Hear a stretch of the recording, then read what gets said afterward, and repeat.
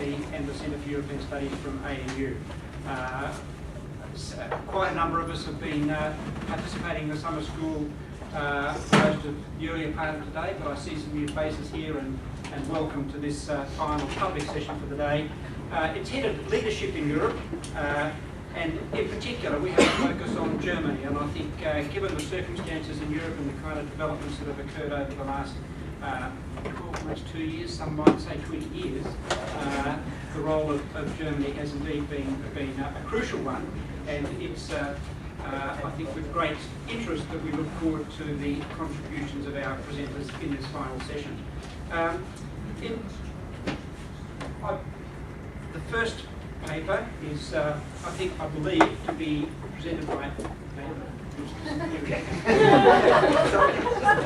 causing me slight consternation. Not at all. As we have in the packs of our summer school the bios of people, so I've been in the practice of not mentioning them during the day, but Eva is our host here at the Goethe-Institut, and we're delighted to be here and look forward very much to what you'll have to say to us. So welcome, and can I say over to you, or do you need to go somewhere else first?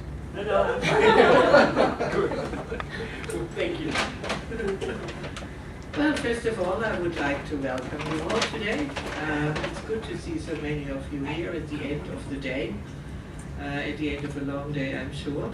So welcome, and please help yourself to refreshments in between the speakers. It's quite warm in here, so we are happy that we can be part of the summer school, and we would like to thank the organizers for including us in this event.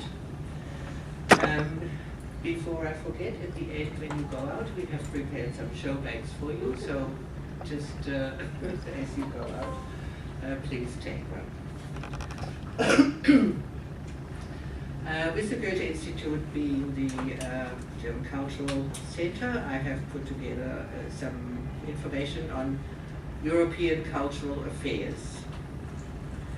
The cultures of European countries are old and well established and deeply ingrained, and while the budgets for expenditure in cultural heritage and cultural programs may vary between the countries, the investment in cultural activities is high on the agenda of all of them. It is also high on the agenda of the European Commission, whose president recently asked for a 37% increase in the cultural budget of the EU. They distribute it mainly through grants for projects. And you might now think that these projects are aimed to create a European culture, but the opposite is the case. The EU aims to protect and to nurture individual cultures of its member states and their regions.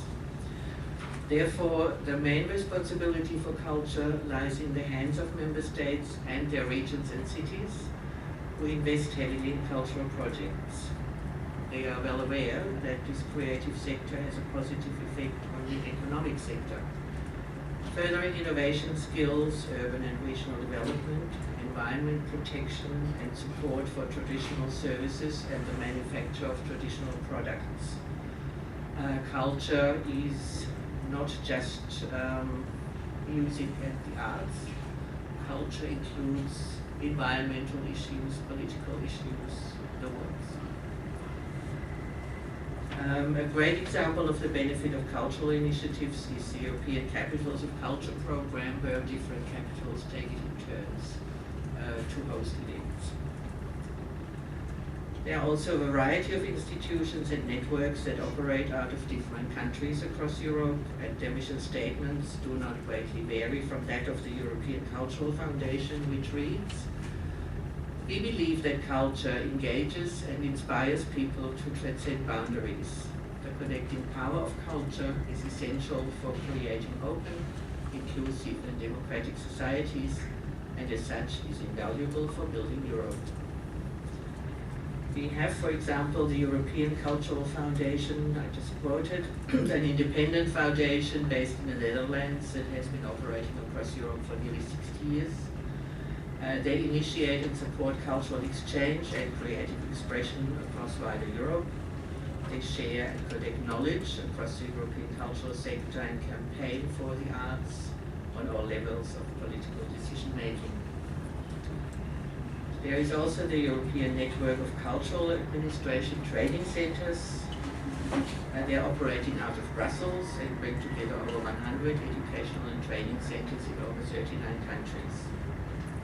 They engage in a broad range of domains such as performing arts, visual arts, cultural heritage, architecture, design and applied arts, literature, cultural observatories and cultural industries. And their vision is to stimulate the development of cultural management and cultural policy in Europe and beyond, engaging and responding to new developments in politics, economics, societies and technology. Another institution is the Mecenata Institute, which is committed to an ideal that originated with Maecenas, a member of the Roman aristocracy and patron of contemporary poets. They support and promote culture and society on a voluntary basis. The aim is to strengthen civil society as well as the state and the market. Then you have the Europa Nostra. They're based in The Hague, and they're the voice of cultural heritage in Europe, representing individuals and organizations active in the field of cultural heritage. Europa Nostra campaigns against the many threats to Europe's cultural heritage. When monuments or sites are in danger by uncontrolled development, environmental change, neglect or conflict, they raise their voice. Cooperation and solidarity between heritage organizations and activists are vital to ensure that witnesses of our past are here to enjoy today and in the future. European programs. One of the programs to further cooperation and partnership among European countries is the EU Program for Lifelong Learning. And perhaps Eva will elaborate on education a little bit later. The aim of the program is to contribute to the development of the EU into a progressive, knowledge-based society with sustainable economic development, more and better workplaces, and increased social coherence. The program aims to promote exchanges, cooperation and mobility between the systems to enable them to develop into a global quality point of reference.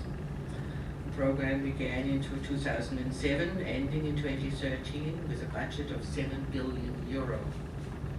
It brings together the previous programs for European education cooperation, Socrates and Leonardo da Vinci, and comprises the Comenius program for schools, the Erasmus program for the tertiary sector, Leonardo da Vinci for vocational training, and Grundtvig for adult education.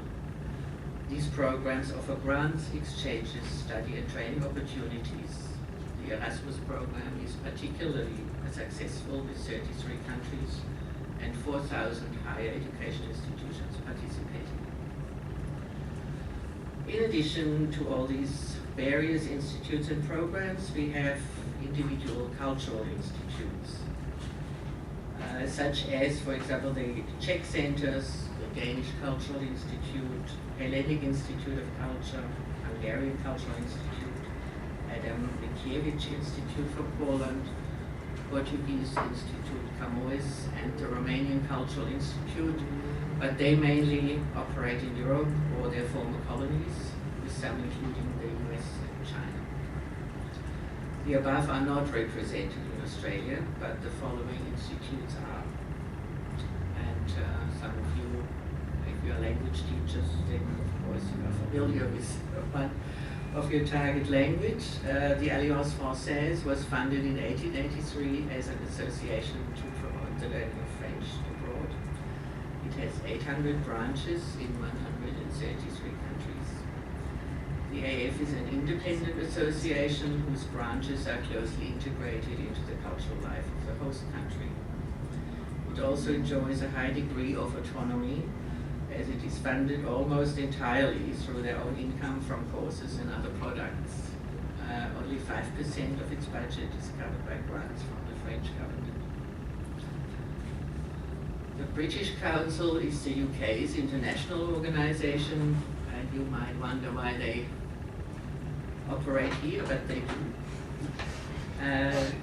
They are the Organisation for Educational Opportunities and Cultural Relations. The EBC has been operating for 75 years in 100 countries. They are a registered charity, or rather non-profit organisation, administered by a Board of Trustees and accountable to the UK Charity Commission. They operate independently of the British government despite substantial funding of approximately £150 million annually. But their main source of income is generated through language courses, examinations and private sponsorship to the value of £480 million. They have just suffered a 26% cut to their grant and therefore aim to increase their income. The Cervantes Institute is a worldwide non-profit organization created by the Spanish government in 1991, named after Miguel de Cervantes, the author of Don Quixote, and perhaps the most important figure in the history of Spanish literature. It is also a government agency responsible for promoting the study and the teaching of Spanish language and culture. They are branched out in over 20 different countries with 54 centers, and they are devoted not only to the Spanish but also to Hispanic American culture and the Spanish language, of course. They are overseen by a governing body comprising the Prime Minister of Spain, and their funding model is roughly the same as for the British Council and the Goethe-Institut. Now, the Goethe-Institut is worldwide the largest cultural organization, mainly funded by the German government to the tune of approximately €250 million per year. Income generated from language courses, exams and private sponsorship add another €140 million. And our network consists of 149 institutes, 136 of them abroad and 30 in Germany. But if we add liaison offices, bilateral cultural associations, reading rooms and libraries, language centers and exam cooperation partners, our network comprises almost 1,000 contact points worldwide. In 2011, we celebrated our 60th anniversary. The Goethe-Institut in Australia turned 30 last year. And our aim is to promote the learning of German abroad, not just through our own courses, but also through projects and assistance to improve the quality of the teaching of German at all points of delivery, just like the other cultural institutes do. We actively encourage bilateral and global cultural cooperation through projects and in-country scholarships for artists, academics, authors and musicians from different countries, bringing them together to establish relations. The German government had increased the funding for the Goethe-Institut over the last 3 years. However, in 2013 we will have a small budget cut. But we'll compensate for that by income generated through increased interest in the study of German at Goethe-Institutes worldwide. We also, as probably other European languages, feel that there is an increase, that the interest is not waning despite the push for Asian languages. On the contrary, if our languages disappear from schools, people go to the university. They come to the cultural institutes to learn the language, but nevertheless, it is sad to have students deprived of the opportunity. So much on that topic. I couldn't resist it. The Italian Institute of Culture is currently active across the major cities of the 5 continents, with 90 Italian cultural institutes, and they promote the image of Italy as a center of production, conservation and diffusion of culture from the classical age to today. They also organize cultural events in all cultural fields to promote Italian artists. They offer language courses in libraries, information and support to public and private Italian and foreign operators. And while much of their income is generated through membership and products, such as courses, exams and events, they are also subsidized by the Italian government and by the official Italian government Cultural Institute. As a consequence, they have also suffered budget cuts due to the European financial crisis. In Australia, we have OINIC. OINIC is the network of the international cultural institutes from the member states of the European Union. OINIC was formed in 2006 and has 27 members from 23 countries. In Australia, we have two clusters, the OINIC group in Melbourne and one in Sydney. And we seek to facilitate cultural cooperation, to create lasting partnerships between professionals, to encourage greater understanding and awareness of the diverse European cultures, and to encourage greater language learning. Over 2 million people learn European languages with OINIC members. Current members in Melbourne are the Alliance Française, the Goethe-Institut and the Australien-Institute of Culture, with the Spanish consulate being an associate member as a representative of the Spanish Cultural Institute. We have been cooperating on literature projects as well as language projects, such as the first European Languages Festival in 2012 on the topic of fairy tales. Some of you may have known about that and may have participated. And in the face of the threat to the teaching of European languages in Australian schools, we will continue with such projects. Topic 2013 is Carnival. We also have a long-standing project with the National Gallery of Victoria, where we bring art, music and literature together in one event using NGV artworks as a backdrop for a brief introduction to the work, a reading of a text of poetry and a short musical piece.